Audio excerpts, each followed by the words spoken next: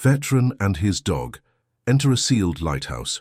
What they unlock below panics the harbor before dawn. Get ready to witness one of the most spine-chilling discoveries ever made along the Maine coastline. You're about to follow a decorated military veteran and his loyal companion as they uncover secrets that have been hidden beneath the waves for decades. This story will take you from the windswept cliffs of a forgotten lighthouse to the depths of a mystery so shocking it will send ripples of panic through an entire coastal community. If you're ready to dive into a tale that will keep you gripping your seat until the very last moment, make sure to hit that like button, subscribe to our channel, and ring that notification bell, because what happens next will change everything you think you know about the peaceful shores of Maine. The October wind cut across Beacon Harbor like a knife, carrying the salt spray from the Atlantic and the promise of an early winter that seemed to settle deeper into the bones with each passing day. Commander Jake Sullivan, retired Navy SEAL, pulled his weathered leather jacket tighter around his shoulders as he watched his German shepherd, Atlas, race along the rocky shoreline with the boundless energy that had made him invaluable during their years of military service together. The dog's powerful frame moved with precision and purpose even in retirement, his military training evident in every calculated step across the treacherous Maine coastline. Atlas paused occasionally to investigate interesting scents carried on the ocean breeze, but his attention always returned to Jake, maintaining the bond that had kept them both alive through 4 tours in some of the world's most dangerous places. Jake had moved to this remote stretch of coast 8 months ago, purchasing a weathered Cape Cod cottage that sat on 5 acres of rugged land overlooking the Atlantic. The property had cost him most of his military savings, but it offered something that no amount of money could buy in the busy world he'd left behind: complete solitude. The nearest neighbor was Mrs. Eleanor Henderson, a widow in her 70s who lived 2 miles down a winding coastal road and had become Jake's only regular human contact since his arrival. After 23 years in the Navy, including multiple deployments to Afghanistan, Iraq, and several classified locations that he couldn't discuss even in retirement, Jake had earned his quiet corner of the world. The transition to civilian life hadn't been easy.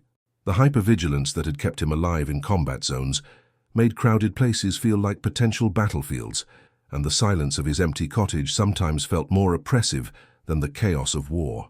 Atlas had been his partner for the last 8 years of his military service, specializing in explosive detection and search and rescue operations in some of the most hostile environments on Earth. The German shepherd had saved Jake's life more times than either of them could count, detecting improvised explosive devices that would have killed entire squads and finding wounded soldiers in rubble that human searchers had missed. When Jake retired, the military had offered to reassign Atlas to a new handler, but Jake couldn't bear the thought of leaving his partner behind. The bond between them had been forged in the crucible of combat and strengthened through countless missions, where they depended on each other not just for success, but for survival itself. Jake had used his accumulated leave time and personal connections to navigate the bureaucratic maze required to adopt Atlas, making the dog officially his responsibility for the rest of their lives. The morning routine that had brought them to this section of coastline was one they'd established shortly after arriving in Maine. Every day at dawn, regardless of weather, Jake and Atlas would walk the coastal trails that wound through the dense pine and spruce forests surrounding their property. The walk served multiple purposes. They provided Atlas with the physical exercise his working dog genetics demanded. They helped Jake maintain the fitness standards that had been drilled into him during decades of military service, and they offered both of them the kind of purposeful activity that eased the sometimes difficult transition from military structure to civilian freedom. Today's walk had taken them further along the coast than they usually ventured, following a deer path that Jake had noticed several weeks earlier, but never fully explored. The path was barely visible, overgrown with blueberry bushes and thick stands of beach grass, but it clearly saw occasional use by the local wildlife. Atlas had shown interest in the trail before, his nose detecting scent patterns that suggested regular animal traffic, and Jake had finally decided to investigate where it led. The trail wound through increasingly dense forest, climbing gradually away from the immediate shoreline, before curving back toward the ocean through a series of small valleys that seemed untouched by human presence. Ancient pine trees towered overhead, their massive trunks scarred by decades of Atlantic storms, while underneath a thick carpet of fallen needles muffled their footsteps and filled the air with the clean, resinous scent that Jake had come to associate with peace. After about 40 minutes of steady hiking, the trail emerged onto a rocky outcropping that offered spectacular views of Beacon Harbor below and the Atlantic Ocean stretching endlessly toward the horizon. The vantage point revealed the dozens of lobster boats that called the harbor home, most of them already heading out for their morning runs, despite the early hour. Jake could see the lighthouse that marked the harbor entrance, its white tower standing sentinel on a small island, connected to the mainland by what appeared to be a natural stone causeway. But it wasn't the familiar view of the working harbor that caught Jake's attention. It was another lighthouse, one he'd never noticed from his cottage windows despite having lived on this coast for 8 months. Perched on a narrow promontory, about a quarter-mile offshore connected to the mainland by a crumbling stone causeway that was currently submerged by the incoming tide, stood a lighthouse that seemed to exist in a different world from the busy harbor below. The structure was impressive, even in its apparent abandonment, a tall white tower topped by a dark lantern room, connected to a modest keeper's house that showed no signs of recent habitation. What struck Jake as immediately odd was how well preserved the lighthouse appeared despite its obvious abandonment. Unlike the working lighthouse at the harbor entrance, which showed the typical signs of constant maintenance and weathering, this structure looked as if it had been frozen in time. The paint wasn't peeling, the windows weren't broken, and the tower showed none of the rust stains and weathering that Jake would expect from a building that had been exposed to Maine's harsh coastal environment for years without proper care. Atlas had stopped at the edge of the outcropping, his ears pricked forward and his body displaying the tense alertness that Jake recognized from their military service. The dog's nose was working overtime, testing the complex array of scents that swirled around the rocky promontory on the shifting ocean breezes. His tail wasn't wagging, and his stance suggested that whatever he was detecting warranted careful investigation. "What is it, boy?" Jake asked quietly, his voice carrying the gravelly tone of a man who'd shouted orders over the noise of helicopters and explosions for more than 2 decades. Atlas looked back at Jake with those intelligent brown eyes that had learned to communicate complex tactical information during their years of partnership. The look clearly said that whatever the dog was detecting down there was worth investigating, but it also suggested caution. Atlas had developed an almost supernatural ability to sense danger during their military service, and Jake had learned to trust the dog's instincts even when they conflicted with his own assessment of a situation. Jake pulled a pair of military-grade binoculars from his tactical pack and focused them on the lighthouse. Through the magnified view, he could see details that weren't visible to the naked eye. The structure was indeed in remarkable condition, but there were subtle signs that someone had been maintaining it, despite its apparent abandonment. The grass around the keeper's house was overgrown, but not wild, as if it had been cut within the last few months. The lighthouse tower itself showed evidence of recent painting, with crisp edges where white paint met the dark trim around the windows. More intriguingly, Jake could see what appeared to be modern equipment on the gallery that surrounded the lighthouse lantern room. Solar panels, communication antennas, and what looked like sophisticated monitoring devices were partially concealed by weathered tarps, but they were clearly present and appeared to be recently installed. Atlas had moved to the very edge of the rocky outcropping and was staring intently at the causeway that connected the lighthouse to the mainland. Jake checked his tide charts and saw that low tide was still 3 hours away, meaning the causeway would be impassable until then. But the dog's body language suggested that he wanted to investigate the lighthouse immediately, not wait for favorable tide conditions. Jake studied the causeway more carefully through his binoculars. The stone construction appeared to be very old, possibly dating back to the original lighthouse construction in the 19th century. Most of the stones were now submerged under several feet of seawater, but Jake could see that the causeway was still structurally sound. The water wasn't deep enough to prevent crossing on foot, though it would mean wading through knee-deep Atlantic Ocean water in October, which was cold enough to be dangerous without proper protection. Jake's military experience included extensive cold water operations training, and he was carrying emergency warming gear in his tactical pack as a matter of routine. More importantly, Atlas had been trained for amphibious operations and was comfortable working in cold water for extended periods. If they were careful and moved quickly, they could reach the lighthouse and return before the rising tide made the crossing impossible.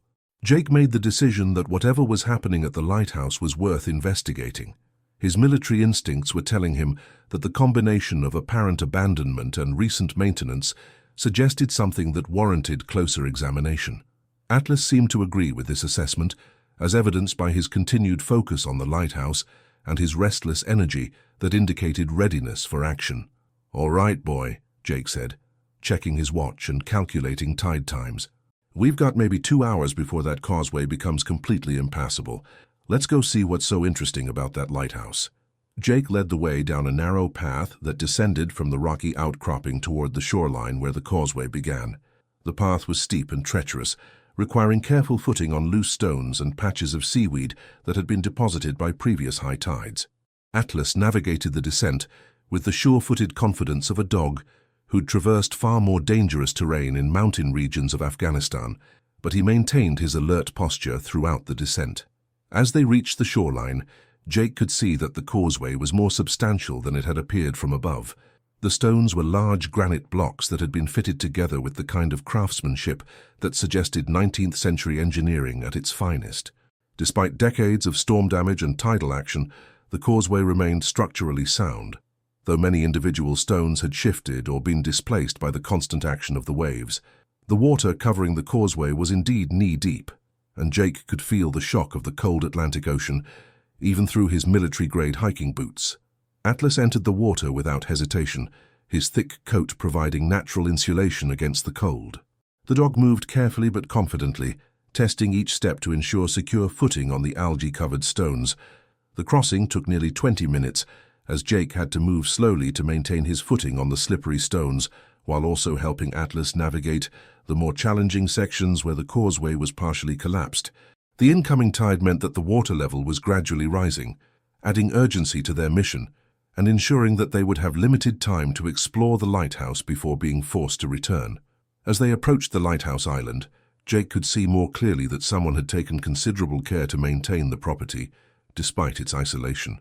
The grounds around the keeper's house were overgrown with beach grass and wild roses, but there were clear signs of recent human activity.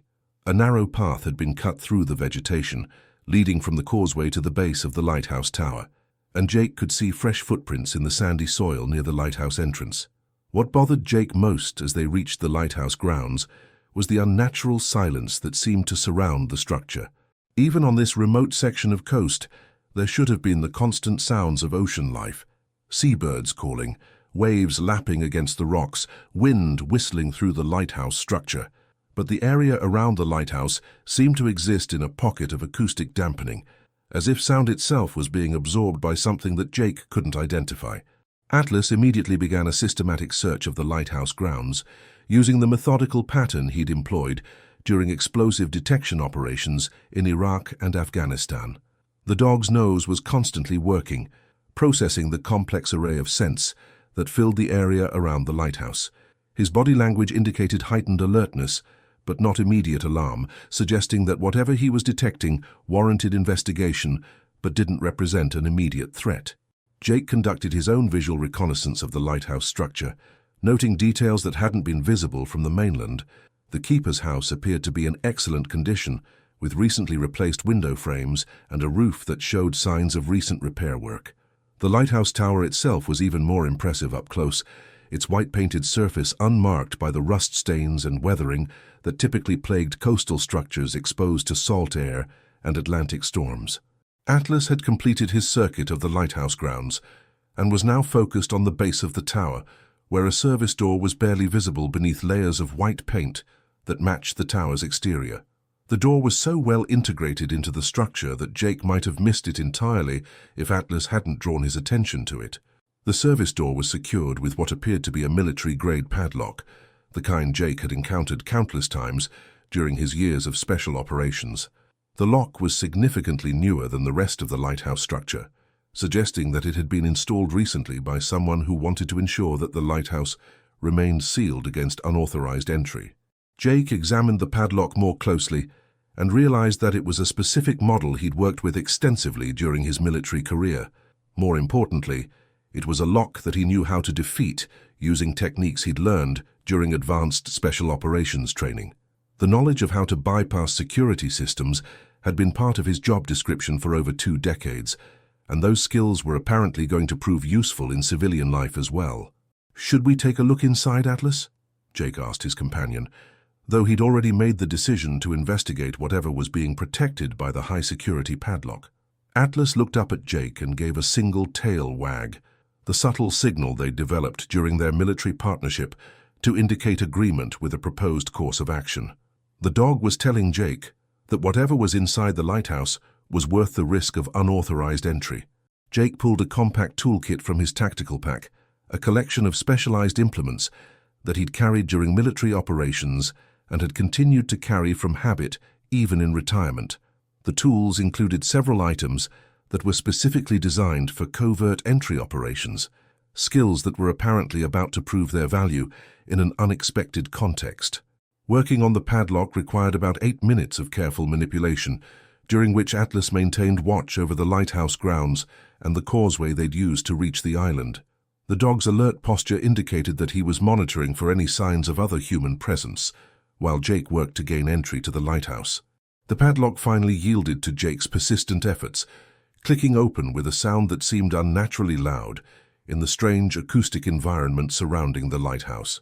Jake carefully removed the lock and opened the service door, revealing a narrow chamber that appeared to be part of the lighthouse's original construction, but had been extensively modified with modern equipment. Jake pulled out a military-grade flashlight and swept the beam across walls lined with what appeared to be sophisticated monitoring and communication equipment. None of it resembled standard lighthouse maintenance equipment, and much of it looked like the kind of surveillance and data collection systems that Jake had encountered during classified military operations. Atlas entered the chamber ahead of Jake, his nose immediately going to work on the various scents that filled the confined space. The dog's body language indicated caution, but not alarm, suggesting that whatever was in the chamber warranted careful investigation, but didn't represent immediate danger. Atlas's military training included the ability to detect explosive materials, chemical agents, and other hazardous substances, and his calm demeanor suggested that none of those threats were present. The chamber was larger than Jake had expected, extending well beyond what should have been possible within the lighthouse's foundation. As his eyes adjusted to the flashlight beam, Jake could see that the space had been excavated and expanded, creating a sophisticated command and control center hidden beneath the lighthouse structure. The monitoring equipment was extensive and clearly expensive, including multiple computer workstations, communication systems, and what appeared to be seismic monitoring devices. Jake's military experience with intelligence operations told him that this was the kind of facility that would be used for long-term surveillance and data collection, probably targeting activity throughout the entire coastal region. What struck Jake as most unusual was the age of some of the equipment. While some of the monitoring systems appeared to be relatively recent, other components looked like they'd been installed decades earlier. The facility had apparently been in operation for a very long time, upgraded periodically, but maintaining continuous function throughout multiple generations of technology. Atlas had completed his initial survey of the chamber and was now focused on a spiral staircase that Jake hadn't noticed during his preliminary examination. The staircase was built into the chamber wall and led both upward toward what must be the lighthouse lantern room and downward toward what appeared to be an even lower level. Jake had expected the upward staircase, as it would provide access to the lighthouse lamp and lens assembly for maintenance purposes, but the existence of a lower level surprised him significantly. Most lighthouses were built on solid rock foundations that didn't allow for extensive basement construction, especially in coastal locations where groundwater and tidal action would make underground construction extremely challenging. Atlas was clearly interested in the downward staircase, his body language indicating that whatever was below warranted investigation. The dog's nose was working constantly, processing scents that were apparently coming from the lower level, and his tail positioning suggested that he was detecting something significant. Jake decided to explore the lower level first, reasoning that if the facility was as sophisticated as it appeared, the most important equipment would be located in the most secure and protected area. The downward staircase was narrow and steep, carved directly into what appeared to be solid granite bedrock. The staircase descended much further than Jake had anticipated, eventually opening into a large underground chamber that extended well beyond the footprint of the lighthouse above. Jake's flashlight beam revealed a space that was part natural cave system and part sophisticated engineering project, with walls that disappeared into shadows at the edges of his light. The chamber was dominated by a massive piece of equipment that looked unlike anything Jake had encountered during his military career. The device was roughly cylindrical, approximately 15 feet in diameter and 20 feet tall, constructed from what appeared to be a brushed metal alloy, with a surface that seemed to absorb rather than reflect light. The entire device was connected to an elaborate network of cables, monitoring systems and control interfaces that covered most of the available wall space. Jake's first instinct was to categorize the device according to his military experience with various types of equipment, but nothing in his background provided a frame of reference for what he was seeing. The construction quality was clearly sophisticated, with engineering tolerances that suggested military or research-grade manufacturing, but the design was completely outside his experience. Atlas approached the device with the methodical caution he'd displayed during explosive detection operations in combat zones. The dog's military training was evident in the way he systematically cleared the space around the equipment, checking for potential hazards before focusing his attention on the device itself. His body language suggested intense curiosity rather than alarm, indicating that whatever the device was, it didn't represent an immediate threat. Jake began a systematic examination of the device and its associated equipment, photographing everything with his phone, while trying to understand the purpose and function of the installation. The monitoring systems were more familiar to his military background, including radiation detectors, seismic monitors, atmospheric sampling devices, and what appeared to be sophisticated communication equipment. What troubled Jake most was the complete absence of any identifying marks, serial numbers, or manufacturer information anywhere on the device. Throughout his military career, Jake had worked with classified equipment from multiple countries and manufacturers, and even the most secretive projects had some kind of identification system. This device appeared to have been deliberately designed to be completely anonymous and untraceable. The monitoring equipment told a different story.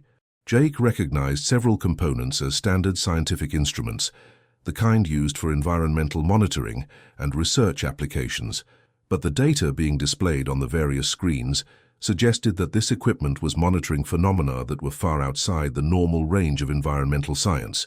Atlas had completed his circuit of the device and was now standing at what appeared to be the primary control panel built into one wall of the chamber. The dog was staring intently at the panel, his head tilted in the expression that Jake recognized as Atlas, trying to understand something that didn't fit into his previous experience. Jake joined Atlas at the control panel and immediately understood the dog's confusion. The panel was not only active, but was displaying real-time data from multiple sources. Someone was monitoring this device continuously, and they were apparently doing it remotely from another location. The display screens showed information that made Jake increasingly uncomfortable as he processed what he was seeing. His military experience included extensive training in nuclear, biological, and chemical threats, and he recognized several of the readings as indicators of seismic activity occurring far below the ocean floor. But the patterns being displayed didn't match anything he'd encountered during his training or subsequent experience. The seismic readings suggested massive geological activity occurring at depths that were far below normal earthquake zones. More disturbing was that the activity appeared to be increasing in intensity and frequency, as if something was building toward a significant event. The monitoring systems were tracking not just seismic activity, but also changes in ocean temperature, unusual electromagnetic readings, and atmospheric conditions that seemed to be connected to whatever was happening beneath the seafloor. One monitor in particular captured Jake's attention and held it with growing alarm. The screen was displaying what appeared to be tracking data for multiple large objects moving beneath the ocean floor throughout the entire North Atlantic region. The objects were too large and too regularly spaced to be natural geological features, and their movement patterns were too coordinated to be random. Atlas was watching Jake's reaction to the monitor displays, and the dog seemed to sense his handler's growing unease.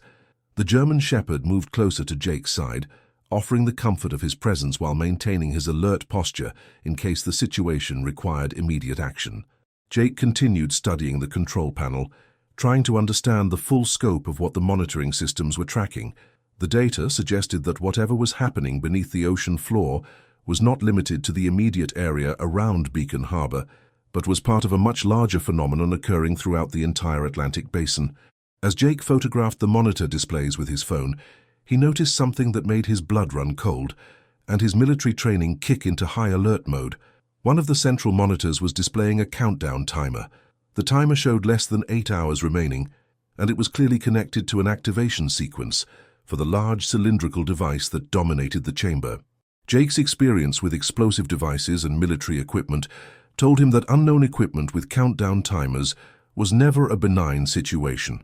Throughout his career, countdown timers had been associated with bombs, weapon systems, and other devices that were designed to activate at predetermined times for purposes that were rarely beneficial to anyone in the immediate vicinity. Atlas seemed to sense Jake's spike in stress and adrenaline, and the dog moved to a defensive position where he could monitor both Jake and the chamber entrance. The German Shepherd's military training included threat assessment and protection protocols, and he was clearly picking up on environmental cues that suggested potential danger. Jake spent several more minutes documenting everything he could see in the chamber, paying particular attention to the device specifications and the data being displayed on the various monitoring systems. His phone's camera wasn't ideal for the low light conditions and the complexity of the information being displayed, but he managed to capture enough detail to provide evidence of what they'd discovered. The countdown timer now showed less than 7.5 hours remaining, and Jake could see that the activation sequence was becoming more complex as the timer approached 0. Additional systems were coming online throughout the chamber, and the large device was beginning to emit a low-frequency hum that Jake could feel in his bones, rather than hear with his ears. Jake made the tactical decision that they needed to leave the chamber immediately and alert appropriate authorities about what they'd discovered. The question was which authorities would be capable of responding to equipment this sophisticated and potentially dangerous. Local law enforcement would be completely out of their depth, and federal agencies might take too long to respond, or might already be aware of the facility and choose not to act. As they prepared to leave the chamber, Atlas suddenly froze and oriented toward the chamber entrance with the intense focus that Jake recognized from combat situations. The dog's ears were pricked forward, and his body was displaying the extreme tension that meant he'd detected something approaching their position that could represent a significant threat. Jake immediately switched off his flashlight and moved to a position where he could observe the chamber entrance while remaining concealed behind the large device. Atlas joined him, both of them using skills and training that had kept them alive during years of operations in hostile territory, where detection meant death. The sound of footsteps on the stone staircase confirmed Atlas's alert. Multiple people were descending into the chamber, and they were attempting to move quietly despite the acoustics of the stone construction. Jake counted at least 3 sets of footsteps, possibly 4, all moving with the careful precision of people who knew they were entering a potentially dangerous situation. Jake's military experience told him that these weren't casual visitors or maintenance personnel. The timing was too coincidental, coming so soon after he and Atlas had gained entry to the Lighthouse facility. Either someone had been monitoring the facility remotely and had detected their presence, or they'd been under surveillance since approaching the Lighthouse Island. The footsteps reached the chamber level and stopped, followed by low voices that Jake couldn't quite understand, but that suggested coordination and planning among the people who'd just entered. The speakers were being careful to keep their voices below the level that would echo in the stone chamber, another indication that they were experienced in covert operations. Jake reached into his tactical pack and pulled out a small signal mirror that he'd carried since his early military training. Using the mirror to observe around the edge of the device that was concealing them, he could see 3 figures in dark clothing, examining the control panel where he and Atlas had been standing just minutes earlier. 2 of the figures appeared to be carrying firearms, and all 3 moved with the disciplined coordination that Jake recognized from his own special operations background. These were professional operators, not amateur security guards or local law enforcement personnel. What worried Jake most was that the 3 figures didn't seem surprised or confused by the chamber or its equipment. They moved through the space with the familiarity of people who'd been there before and knew exactly what they were looking for. They were here for a specific purpose, and Jake suspected that purpose was directly connected to the countdown timer he'd discovered. Atlas remained perfectly motionless beside Jake, his military training evident in his ability to remain concealed, even when every instinct was probably telling him to investigate or challenge the intruders. The dog was waiting for Jake's command, ready to act when the tactical situation required it. Jake watched through his mirror as one of the figures began working at the control panel, apparently making adjustments to the equipment settings and monitoring systems. As the person worked, Jake could see that the countdown timer's display was changing. The activation sequence was being accelerated, reducing the time remaining from over 7 hours to less than 4 hours. Whatever was supposed to happen when the timer reached 0 was now going to occur much sooner than originally planned. Jake's military experience with timed devices told him that this kind of adjustment was typically made when the operators wanted to prevent interference with their plans, or when external circumstances had forced them to accelerate their timeline. Jake's phone vibrated silently against his leg, indicating an incoming message. He risked a careful glance at the screen and saw a text from Mrs. Henderson, his elderly neighbor who lived 2 miles down the coast. The message was brief but alarming. Strange sounds coming from the harbor area. Lobster boats are acting very strangely. Even my cats are hiding. Something has all the animals spooked.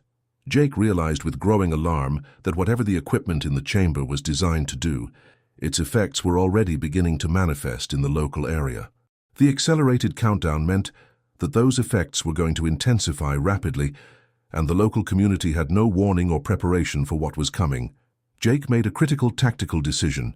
He and Atlas needed to escape from the chamber and warn the harbor community about the impending threat, but they also needed to document what the intruders were doing to the equipment. That information might be crucial for understanding or potentially stopping whatever was about to happen when the countdown timer reached 0.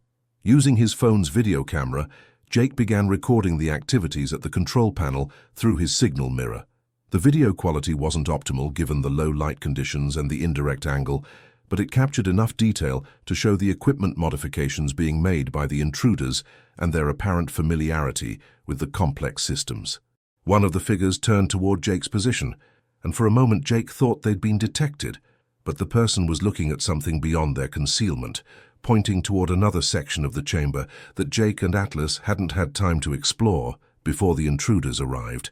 The 3 figures moved as a coordinated unit toward the area they'd been discussing, giving Jake and Atlas an opportunity to reach the chamber entrance without being detected. Jake signaled Atlas to move, and both of them began making their way quietly toward the staircase that would take them back to the lighthouse's service level. They were halfway to the entrance when one of the intruders shouted, "Movement in the chamber!" and the underground space erupted in activity. Jake's combat experience took over immediately, and his training kicked in with the automatic responses that had kept him alive in hostile territory. "Atlas, cover and move," Jake commanded, and both he and the dog sprinted toward the staircase as gunfire erupted behind them. Jake's tactical experience told him that the narrow staircase would provide some protection from pursuit, but they needed to reach the surface and put significant distance between themselves and the lighthouse before the intruders could organize an effective chase. More importantly, they needed to warn the harbor community about the countdown timer and whatever was about to happen when it reached 0. Atlas reached the service door first and waited for Jake to open it before bursting out into the gray October daylight. Jake was immediately behind him, already pulling out his phone to call for emergency assistance as they ran across the lighthouse grounds toward the causeway that was their only escape route. Behind them, Jake could hear the intruders emerging from the underground chamber, their shouts and radio chatter indicating that they were coordinating a pursuit operation.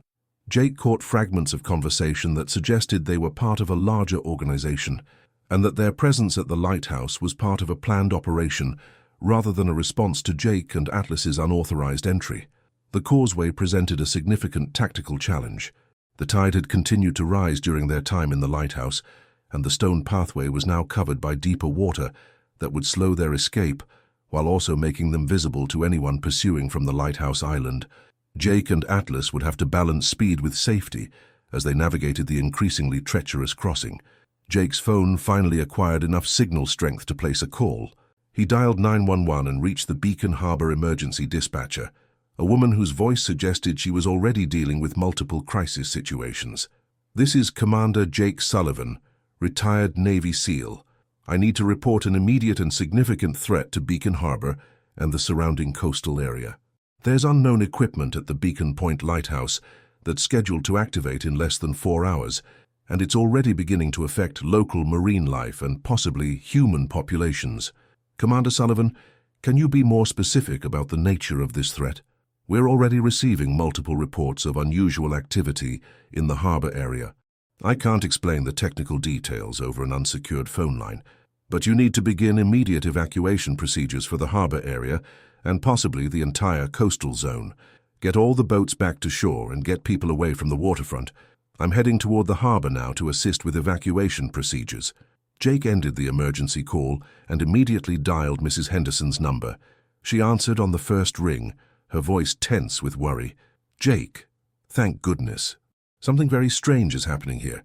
My cats have been hiding since before dawn, and I can hear sounds from the direction of the harbor that I've never heard before.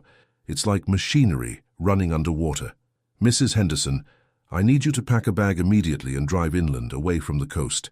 Don't ask questions right now, but get at least 10 miles away from the ocean and stay there until you hear from me or from official emergency services. Jake, you're scaring me. What's happening? I can't explain everything right now, but there's equipment hidden near the lighthouse that's about to activate, and I don't think anyone's going to want to be near the coast when it does.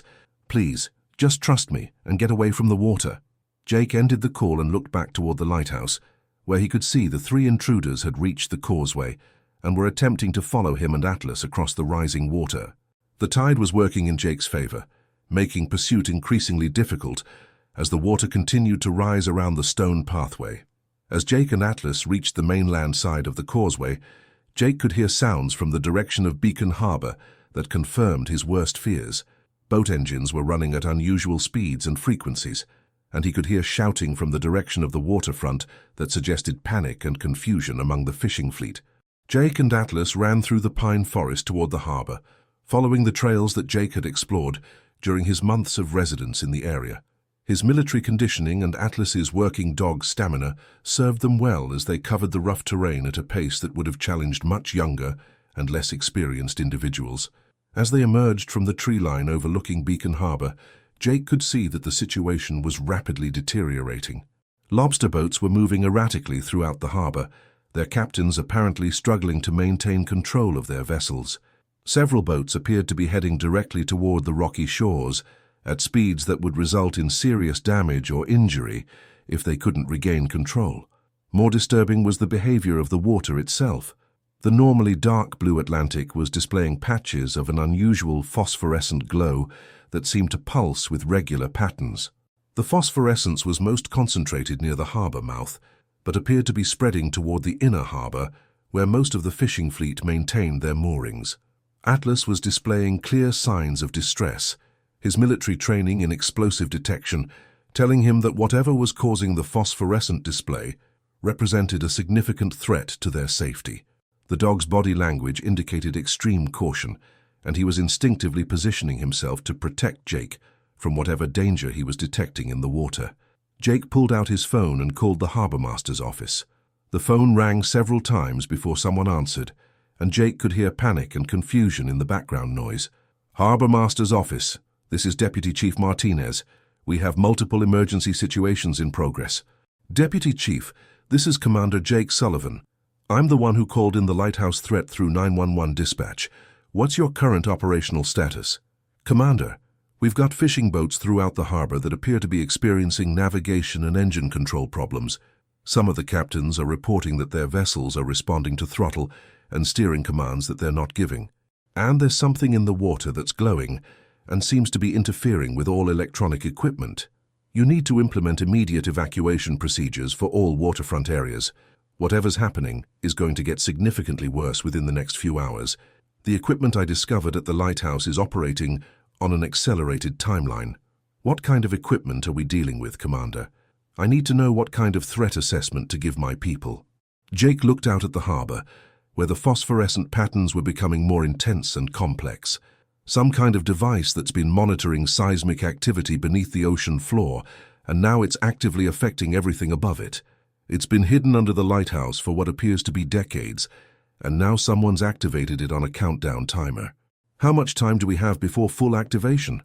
Jake checked his watch and calculated the time remaining based on the accelerated countdown he'd witnessed in the underground chamber. Less than 3.5 hours, possibly less depending on how much they've accelerated the timeline since I left the lighthouse. Deputy Chief Martinez was quiet for a moment, and Jake could hear radio chatter in the background as harbor personnel coordinated their response to the multiple emergencies developing throughout the area.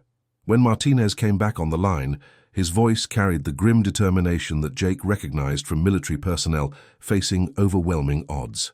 "Commander, we're getting reports of similar activity extending along the entire main coast from Bar Harbor to Eastport. Whatever's happening here isn't isolated to Beacon Harbor. The Coast Guard is reporting unusual water conditions and equipment malfunctions throughout the entire coastal region." Jake felt a chill that had nothing to do with the October weather. If the effects were manifesting along the entire main coast, then the equipment at the lighthouse was either much more powerful than he'd realized, or it was part of a coordinated network of devices that were all activating simultaneously. "Deputy Chief, I'm heading down to the harbor to assist with evacuation procedures. I have experience with hazardous situations and emergency response." "We can use all the qualified help we can get, Commander, but be advised that some of our personnel are reporting that close proximity to the water is causing disorientation and nausea. Whatever's in the water seems to be affecting human physiology as well as electronic equipment." Jake ended the call and began making his way down the steep path toward the harbor. Atlas stayed close beside him, but the dog was clearly troubled by the increasing intensity of whatever he was detecting from the direction of the water. As they got closer to the waterfront, Jake could see that the phosphorescent patterns were becoming more complex and appeared to be forming organized structures within the water. What worried Jake most was that the patterns looked intentional, as if they were some kind of communication or coordination system rather than random electromagnetic effects. His military experience with electronic warfare and communication systems told him that he was looking at something that displayed characteristics of intelligence and purpose. The harbor was in complete chaos when Jake and Atlas reached the waterfront area. Fishing boats were struggling to return to their moorings, but many were having significant difficulty controlling their vessels. The phosphorescent phenomena in the water seemed to be intensifying around boats with more sophisticated electronic systems, suggesting that whatever was happening was specifically targeting modern technology. Jake found Deputy Chief Martinez coordinating evacuation efforts from the harbormaster's office, which was located on a pier that extended into the harbor. Martinez was a compact man in his 50s, with the weathered appearance of someone who'd spent his entire career working on the water. He looked relieved when Jake approached and identified himself. "Commander Sullivan, thank God you're here. We need someone with crisis management experience. This situation is beyond anything our people have trained for." "What's your current status, Deputy Chief?" "We've got 28 fishing boats attempting to return to harbor, but only about half of them are maintaining normal control of their vessels. The phosphorescent activity in the water seems to be interfering with everything that has electronic components. Some boats are reporting that their engines are running at speeds they didn't set, and their navigation systems are showing positions that don't match their actual locations." Jake looked out at the harbor and could see exactly what Martinez was describing. Several boats were moving in patterns that clearly weren't under their captain's control, and the phosphorescent glow seemed to be most intense around the vessels that were having the most difficulty. "Any reports of injuries among the crews?" "Not yet, but several captains are reporting that being near the water is causing headaches, nausea, and disorientation. We've had to pull 2 dock workers back from the waterfront because they were getting sick just from proximity to the phosphorescent areas." Atlas had been monitoring the conversation while keeping watch on the harbor activity, and the dog suddenly alerted with the intense focus that meant immediate danger. The German Shepherd was staring at something in the water near the harbor mouth, his body rigid with tension. Jake followed Atlas's gaze and saw what had triggered the dog's alarm response. The phosphorescent patterns were consolidating into distinct formations that covered large areas of the harbor surface, and the water itself was beginning to behave in ways that defied normal physics. The harbor water was forming standing wave patterns that didn't correspond to wind or tidal conditions, and the waves were displaying the same phosphorescent glow that had been affecting the fishing boats. "Deputy Chief, we need to get everyone back from the waterfront immediately. Something major is about to happen." Martinez began issuing orders over his radio, calling for all personnel to move to higher ground and establish a safety perimeter well back from the water's edge. As the evacuation began, Jake continued watching the harbor and trying to understand what the equipment at the lighthouse was doing to the marine environment. The answer came sooner than he expected, and it was more dramatic than anything his military experience had prepared him to witness.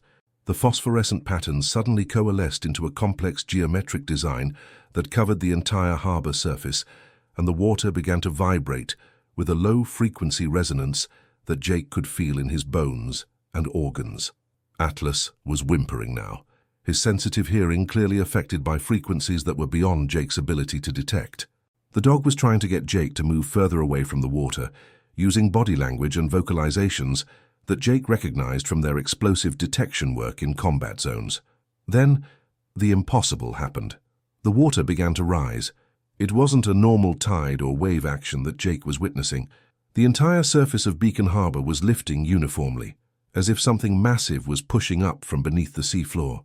Jake's military experience with underwater explosives and demolition told him that they were seeing the effects of enormous forces acting on the ocean floor itself. "Everyone back! Get everyone back now!" Jake shouted, grabbing Martinez and pulling him away from the waterfront. The harbor water continued to rise, lifting the fishing boats and revealing sections of the harbor floor that were normally submerged under 20 feet of ocean water. As the water reached its peak elevation, Jake could see something that challenged everything he thought he knew about the ocean environment around Beacon Harbor.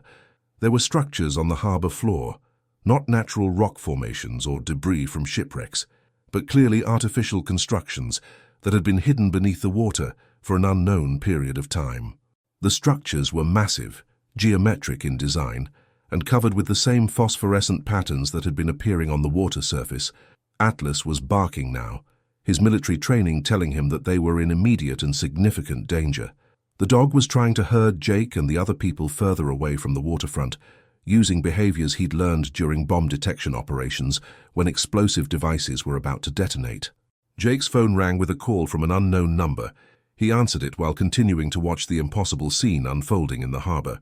"Commander Sullivan, this is Colonel Rebecca Martinez, U.S. Army Corps of Engineers.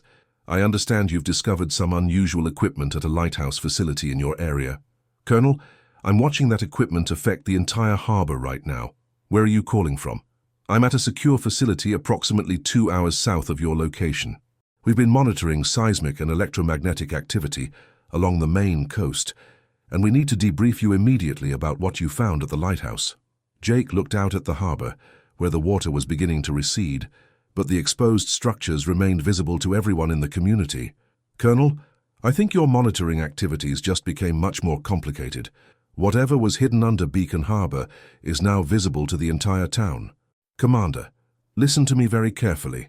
You need to coordinate immediate evacuation of all coastal areas within a 10-mile radius of your current position. What you've discovered is part of a classified research project that has exceeded all our control parameters." "What kind of research project requires hiding massive structures under the ocean floor?" "I can't discuss specifics over an unsecured communication line, but I can tell you that the equipment you found is designed to interact with geological formations that we didn't fully understand when the project was initiated. We need you to help coordinate evacuation efforts until we can get a specialized response team to your location." Jake looked around at the chaos developing throughout Beacon Harbor, as hundreds of people were now aware that something extraordinary and potentially dangerous was happening in their community. "Colonel, how much time do we have before the next phase of whatever this is?" "Based on the seismic and electromagnetic readings we're receiving, probably less than 2 hours before the equipment reaches full operational capacity. The device appears to be operating on an automated sequence that we can't control or interrupt from our remote location." Jake felt the full weight of responsibility settling on his shoulders. His military training had prepared him for crisis situations and emergency response, but this was beyond anything in his experience or training. "What specific actions do you need me to take?" "Coordinate with local authorities to establish evacuation zones extending at least 10 miles inland from the current shoreline. We're mobilizing federal response teams, but they won't arrive for several hours. You're our best available resource for managing the situation until specialized personnel can take over."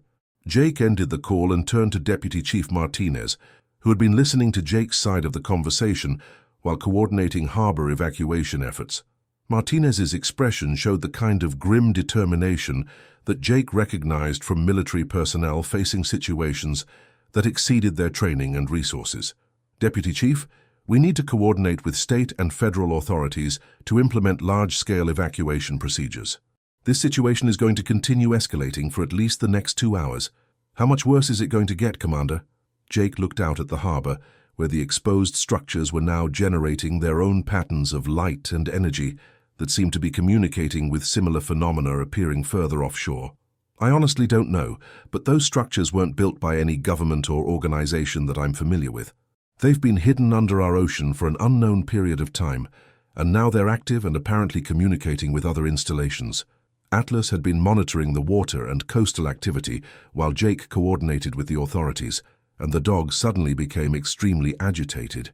The German shepherd was staring at the offshore waters beyond the harbor mouth, his body language indicating that he was detecting something that represented a significant escalation in the threat level.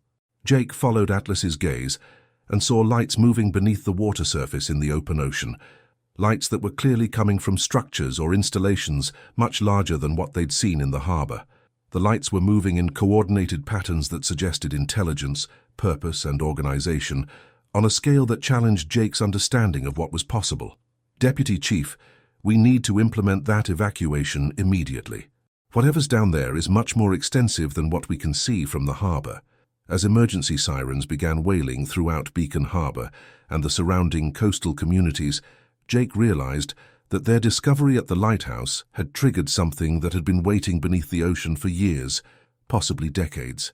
The quiet coastal community that had become his refuge was about to be at the center of events that would fundamentally change humanity's understanding of what lay hidden in the depths of the Atlantic Ocean. Jake looked down at Atlas, who was still watching the lights beneath the water with the focused intensity of a soldier, who understood that his training was about to be tested in ways that no military manual had ever contemplated. Together, they were about to discover whether their years of military service had prepared them for challenges that came not from human enemies, but from something that had been waiting patiently beneath the waves for the right moment to reveal itself to the world above. The countdown Jake had seen in the lighthouse chamber was approaching 0, and with it would come answers to questions that no one in Beacon Harbor had thought to ask. But those answers would bring new challenges that would test the courage, adaptability, and resourcefulness of everyone who called the Maine coast home. As the emergency evacuation began, and the lights beneath the harbor grew brighter and more active, Jake Sullivan prepared to face the greatest challenge of his military career, with only his faithful companion Atlas and the skills they'd learned in the world's most dangerous places to guide them through whatever was about to emerge from the depths of the Atlantic Ocean. 4 hours later, as the sun began to set over what had once been Beacon Harbor, Jake Sullivan stood on a hill 12 miles inland and watched as the impossible continued to unfold along the Maine coastline.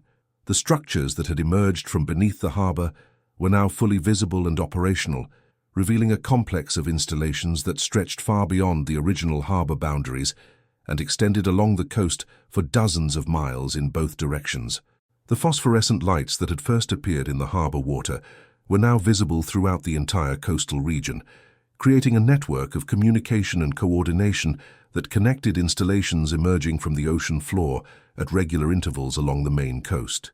Similar reports were coming in from New Hampshire, Massachusetts, and the maritime provinces of Canada, suggesting that whatever had been hidden beneath the Atlantic was revealing itself along the entire eastern seaboard. Atlas remained at Jake's side, no longer whimpering or showing signs of distress, but watching the unfolding scene with the alert focus of a soldier who had accepted that his mission parameters had expanded beyond anything in his training or experience. The dog seemed to understand that they were witnessing something that would change the world's understanding of what lay hidden beneath the ocean's surface. Colonel Martinez had arrived with a convoy of federal response vehicles and specialized personnel, but even the military's most advanced equipment and expertise were proving inadequate for understanding or managing what was happening along the coast.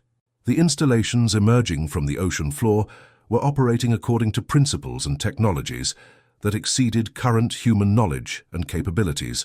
Jake had spent the afternoon providing detailed briefings to federal investigators about everything he and Atlas had discovered at the Lighthouse, but he knew that his role in the unfolding situation was far from over. The equipment he'd found had been monitoring these installations for decades, and his unauthorized access had apparently triggered an activation sequence that could no longer be stopped or controlled. As darkness fell over the transformed coastline, Jake reflected on the chain of events that had brought him to this moment. He'd moved to Maine seeking peace and solitude after decades of military service, hoping to find a quiet place where he and Atlas could live out their retirement away from conflict and danger. Instead, they had uncovered something that would ensure that their service to their country would continue in ways they never could have imagined. The lighthouse that had looked so peaceful and abandoned from his cottage windows had concealed monitoring equipment for installations that challenged everything humanity thought it knew about the ocean, the planet, and possibly life itself. Jake looked down at Atlas, who was still wearing the tactical collar he'd put on that morning for what he'd thought would be a routine coastal hike. The German shepherd looked back at him with those intelligent brown eyes that had shared so many dangerous situations over the years. "What do you think, boy?" Jake asked quietly. "Ready for one more mission?" Atlas's tail wagged once, the subtle signal they'd developed during their military partnership to indicate readiness for whatever challenges lay ahead. Together, they would help humanity learn to understand and coexist with neighbors they never knew they had, beings who had been waiting patiently beneath the waves for the right moment to make contact with the world above. The veteran and his dog had entered a sealed lighthouse that morning, seeking nothing more than exploration and curiosity. What they had unlocked beneath the harbor would reshape the relationship between land and sea, between known and unknown, between humanity and civilizations that had been sharing the planet for far longer than anyone had ever imagined. Their quiet retirement was over, but their most important service was just beginning.